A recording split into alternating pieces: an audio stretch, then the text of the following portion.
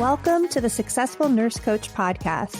On this podcast, Laura and Shelby, both board-certified nurse coaches, show you how to make as much money as you want in private practice as a nurse coach.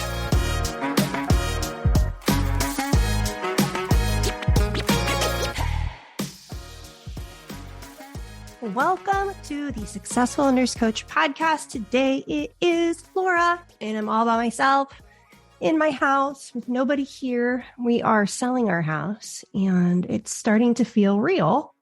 And I'm kind of freaking out, if I'm going to be honest, because I love my office. I love to be organized. And I just did this a year ago, and I don't want to do it again. So that's where I'm coming from today. Coming from big transition and still showing up to work and trying to find motivation. So let's talk about motivation. That's what today's podcast is about. Let's face it, lifes as entrepreneurs. I think what I thought as a professional nurse coach is that you're so motivated out of certification. You're just like on fire for possibility. You're on fire for transformation. And secretly, your ego and brain thinks, I found it. It's always going to be like this, but that's not the truth. Even if you have your dream job, even if you have your dream life, there will be mornings and times in your life that you're going to wake up and you're not going to feel motivated. It just won't be there. And this podcast is all about that. And let me tell you, first year, you sway between obsessive motivation and zero. And I've mentored so many nurse coaches through this pendulum swing, and I really want to hone in on what it is, what we can do, and how to not suffer so much when it happens. And lots of tips and tricks that I found to be really helpful, and some really honest disclosures about what I do when I'm feeling unmotivated. Okay, before we jump in, I want to talk about our niche workshop is going to be September 8th. I feel like the exploration of the niche of the ideal client, it's what you hear in Marketing 101 from any business source. And it's just such a pain in the ass. And I see people really struggle with this, and I struggled with it. And, you know, our stance on niche, if you don't already know, is that your niche can be general until it's not, right? Because your niche will find you. It's going to happen to you much more than it's going to be your will and your decision to create it. And it can be a really point of contention when we feel like we should be clearer before we're clear. The truth is that you coach humans, you help humans. That might be the extent to which you're able to narrow it down, but we play with different hypotheses and we test hypotheses.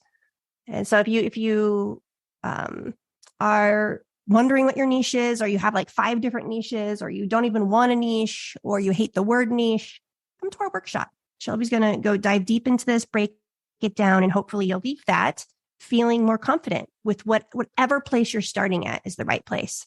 So you'll feel better after coming to our workshop, and that is going to be September 8th. Also, we are actively enrolling for January mentorship.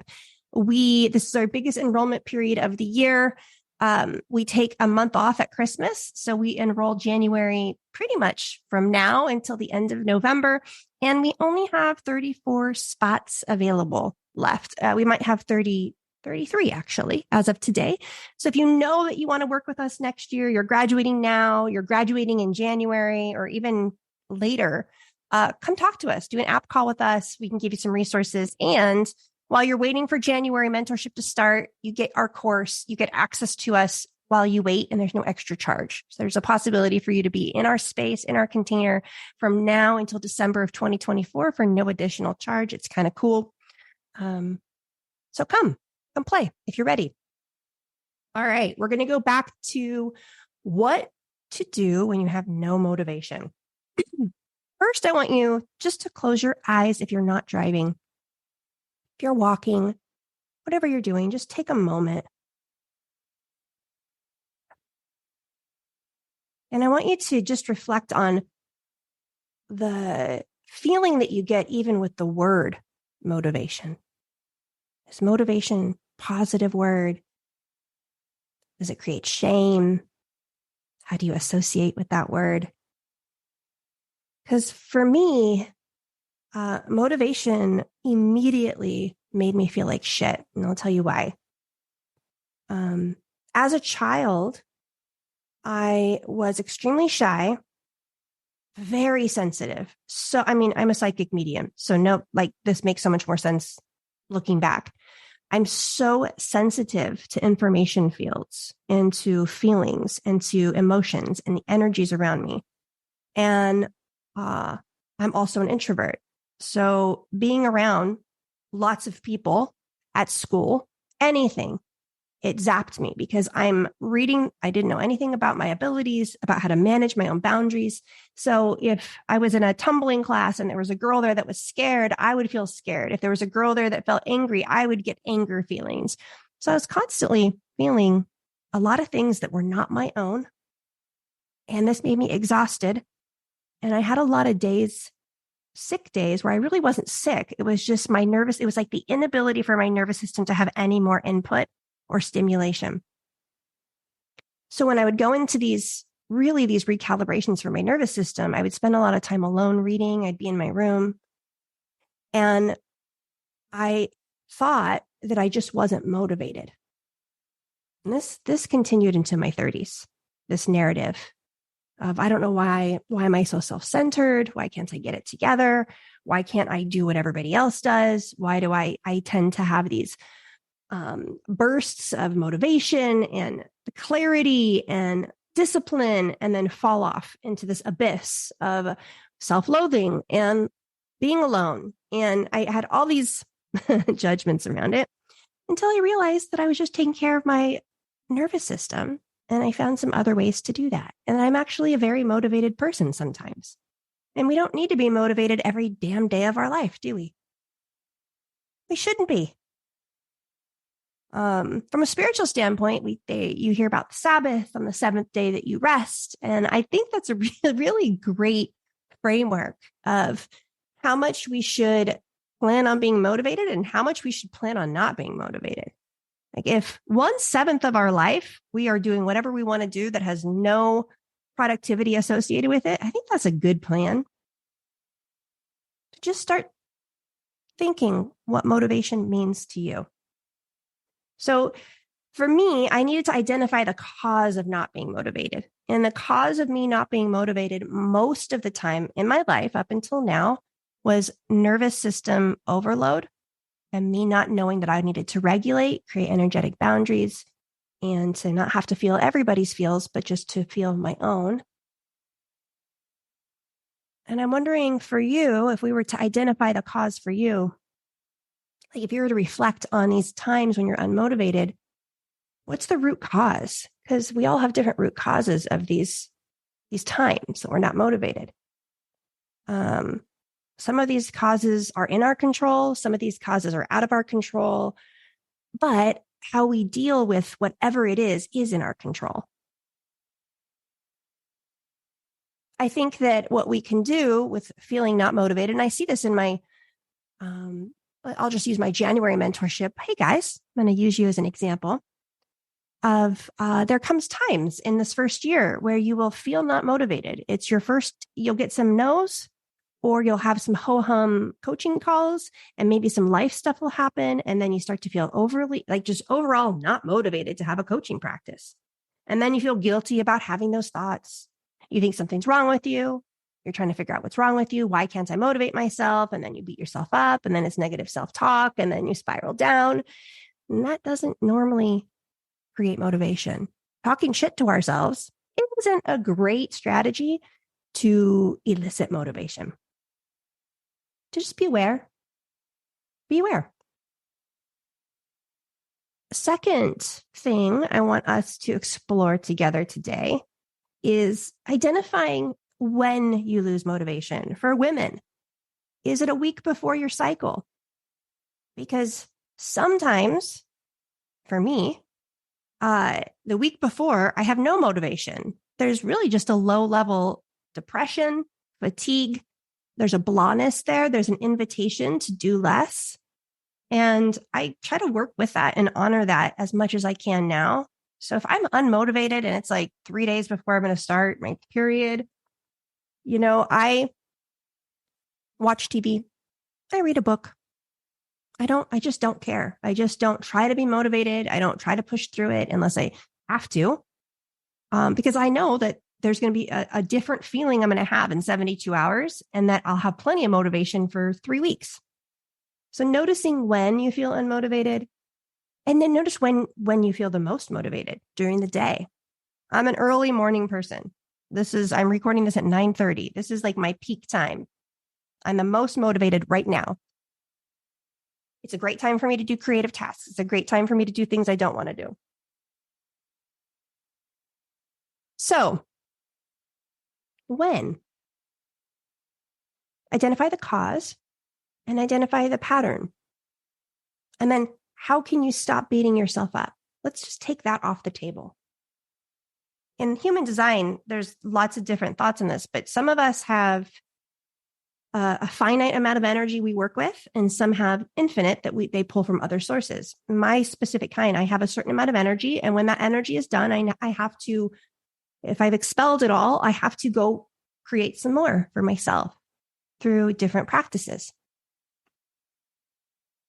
When we don't honor that, we go into burnout. Now, a lot of you are coming from burnt out nursing careers in hopes to create a balanced life. And we don't want you building a nurse coaching practice that burns you out either. It's really honoring this. Now, before I talk about how to cultivate motivation or how to work with motivation or how to have some agency over this feeling of being motivated, I would like to tell you the definition of motivation. I like definitions. They're helpful. Okay. I'm going to read this to you guys. So motivation is a psychological state or driving force that initiates, directs, and sustains goal-oriented behavior. We have inner and external stimulus that prompts individuals to take action, work towards specific objectives, and persist in their efforts to achieve these goals. We have intrinsic motivation and extrinsic motivation. Intrinsic comes from within. Extrinsic comes from external places. It's worth noticing what you're motivated by.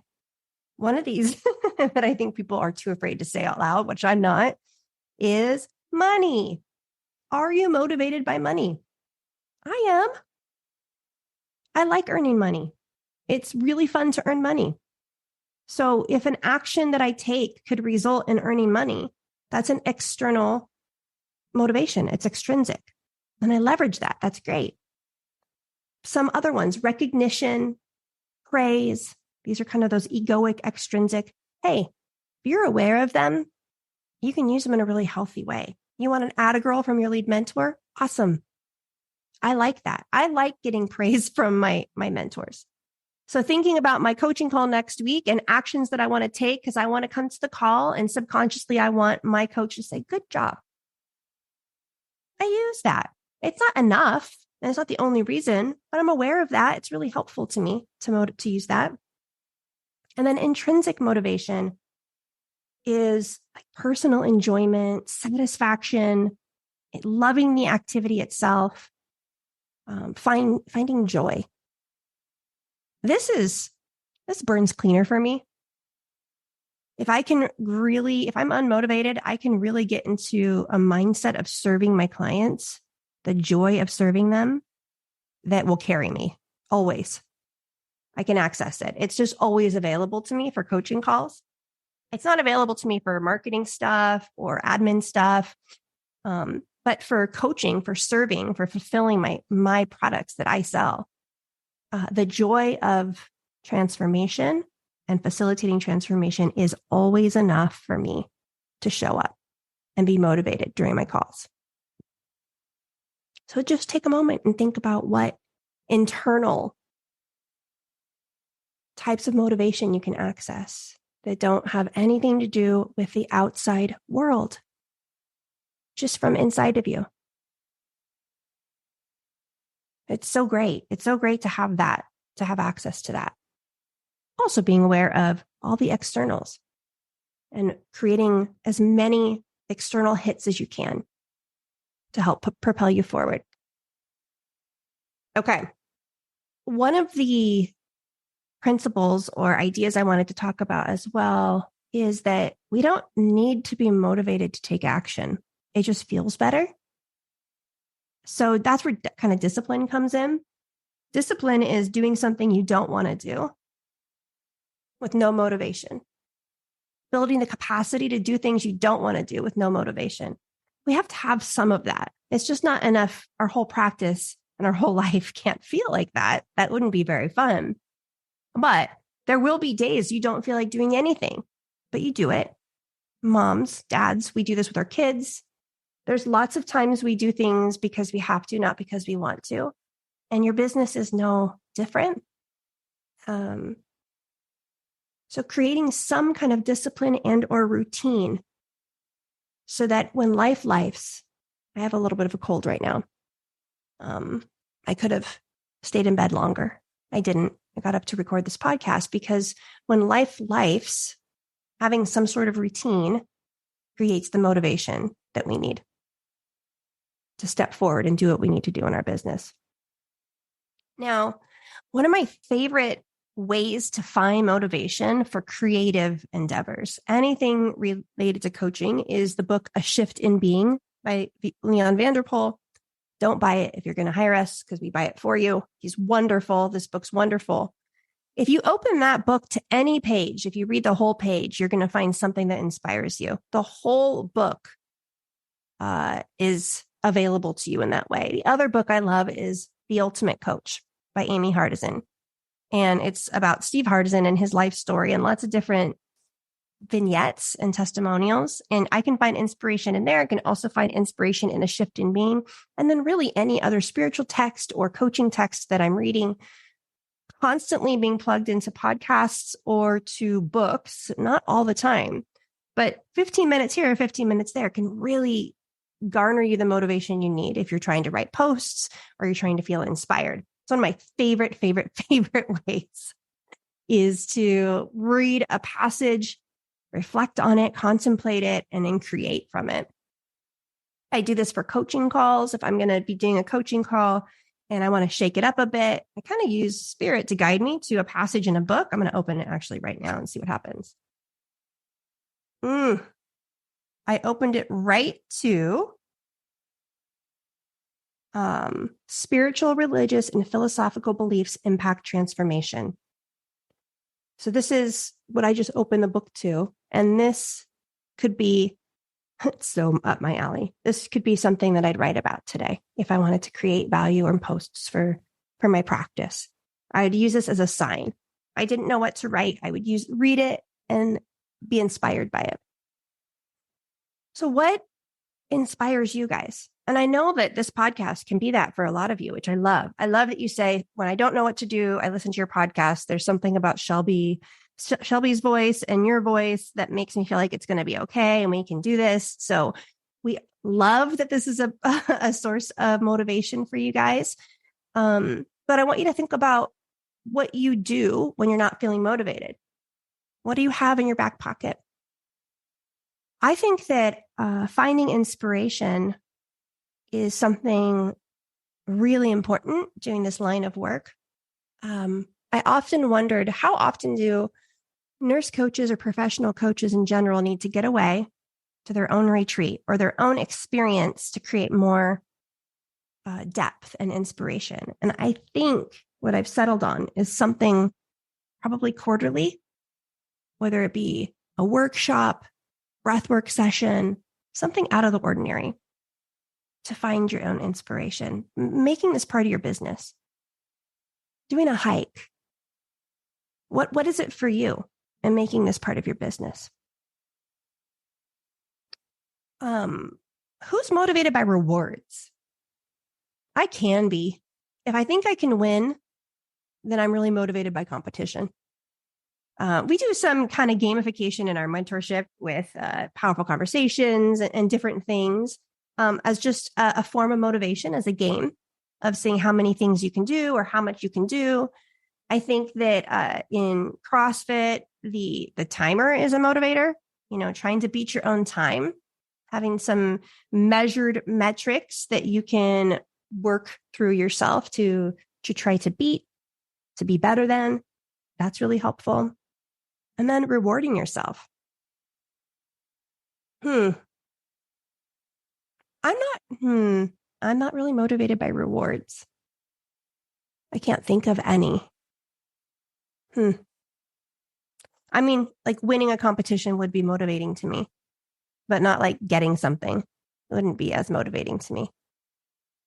So checking in here, do you get motivated by rewarding yourself? Is there a way to write yourself a check if you hit a certain amount of powerful conversations and you can spend it on whatever you want? Getting support, looping in your colleagues, your small group, or your mentor or your coach, so helpful, right? And asking them to ask you can be really helpful. Now, in mentorship, we spend the first 6 months tapping into motivating you, pushing, helping to motivate, using all different types of things to help you get momentum. And then we usually spend the back 6 months pulling away to help you begin to build some more intrinsic forms of motivation, because it's required to be a successful entrepreneur. We can't source out all of our motivation to other people when we are self-employed. We have to build that intrinsic aspect. And if you think about it as an employee, a lot of our motivation is financial, like working hours or working overtime. And a lot of our motivation is fear of being disciplined, of being on time, of hitting like KPIs. Like these are all things our employer puts on us to motivate us to do good work for them. And then as entrepreneurs, we don't have that. That's all taken away. And we have to create some more intrinsic forms and really getting familiar with what our intrinsic forms are. Now, getting yeses to coaching and getting large sums of money is very motivating to our clients, to us, right? Like that's one of the first big payoffs that you experience. I think every professional coach will have a time period where they can reflect where they sold coaching and it seems to be working, and they have their first big month, like a real money month, like not a hobby money month, but like enough money that they could live on. And it's something goes off in their brain. It says, this is insane that I can help people change their lives, doing what I love, using my gift and paying my bills. It's like something unlocks. So we try to give you external motivation to get you to that. But the first few times that happens, that's a pretty big motivator, because you're learning how to live your life on your own terms. And you're starting to get glimpses of that freedom that you want. Distractions. I have a great story about distractions. My husband's going to like this. In nursing school, my first year in nursing school, I was 30 years old. I had been laid off from my construction gig, went back to school, and went to a private nursing school, all on loans. So crazy. And I had been engaged, and I called off my engagement my first quarter of nursing school, moved back in with my parents, sold my car, bought like a kind of an older car, just humble pie, like tail between the legs, humble pie, was probably never going to get to have kids, didn't have a job yet, living at my parents at 30. It was tough, but I'll tell you one thing, I was freaking focused on nursing school. It's all I had. It's all I did. It was great until I met my husband. So I met my husband, I think third quarter or third semester, like a year later. And I couldn't stop thinking about him. I daydreamed about him all day long, all night long. It was so pleasant. It was so wonderful. Got my worst grades that semester in that beginning phase. And it was wonderful. It was totally worth it. But he was definitely a distraction in my brain. So noticing what are some distractions that you know you have. Let's talk about distractions like kids. I hear this all the time. I just need some quiet so I can think, because my kids, I'm working out of my home office. My kids are young. I hear them crying. They want me all the time. Yes, all distractions are not things we have control over. And I love my kids, and they can also be very distracting. Being aware of that and creating like non-distracted time through your own actions. I rented an office because my kids were 1 or 2 and 3, and they cried a lot. I had a wonderful nanny, and the nanny loved them, and they were being taken care of. But I could not concentrate if I heard my daughter or my son crying, especially if it sounded like they were hurt. I just couldn't concentrate. Not at that stage. I don't know if I could do it now. So I created a distraction-free place for my first year to go to, which is really, really helpful. People can do this at going to coffee shops to do all their outreach, talking to your partners, enlisting family members to help, hiring help. But how do we remove some of the distractions that interfere with the motivation that it takes to do some of these tasks that we ask you to do that are scary? And this is my last big one here. Practicing self-compassion. Oh, man. I have so much more compassion for Laura today than I did my whole life. I was so hard on her. Oh, the way I talked to her, the way I treated her. I wouldn't do that to any human being. I was so unkind to her. And now I have so much compassion for her. Yesterday, I had a pretty bad cold, came on suddenly, and I laid in bed all day long. And my kids wanted me. And I kind of felt bad that we were at my parents' house.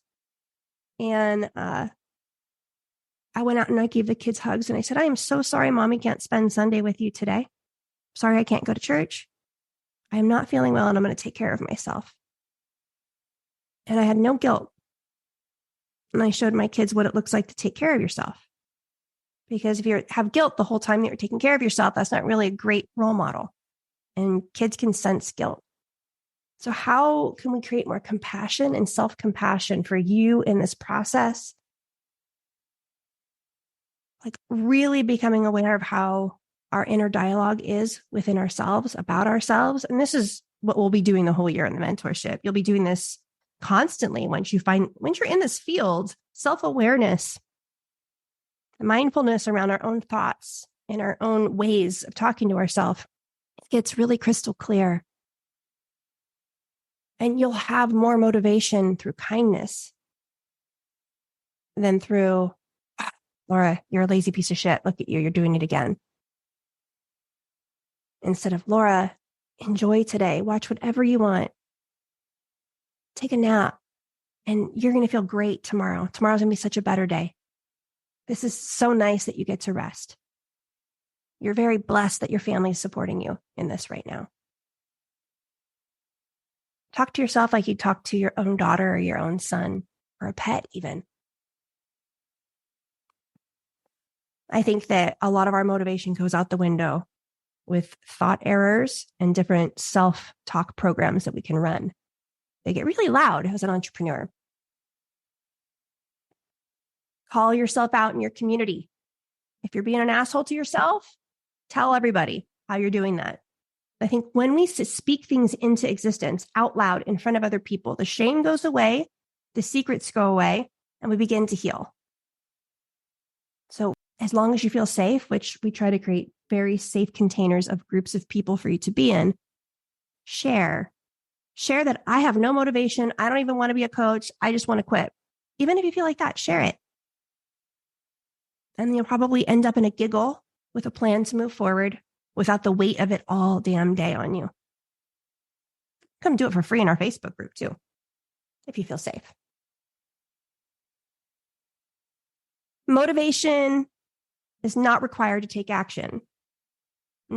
Figuring out what your internal and external motivators are is so helpful. Coming up with a plan to cultivate motivation when it's slipping, and self-compassion when it's not there. My mentor said the best thing to do when you're feeling burnt out, I was telling him I was feeling burnt out. He said, do exactly the opposite. So if you've been doing a bunch of something, You can do this with diet. You can do this with anything. You're really burnt out on something. Do the opposite. Indulge in the opposite until that is satisfied, and it'll bring you back into alignment.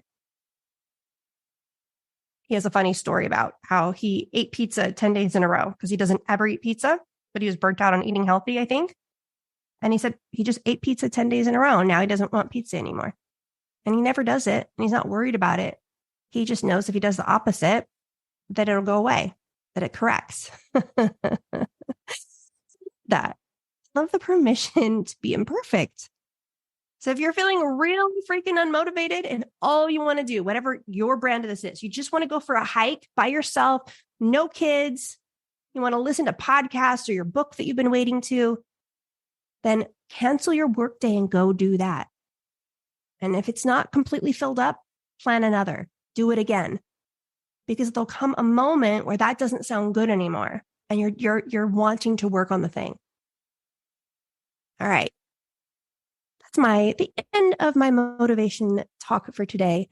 I think the intention I have for each of you hearing this is a feeling of relief.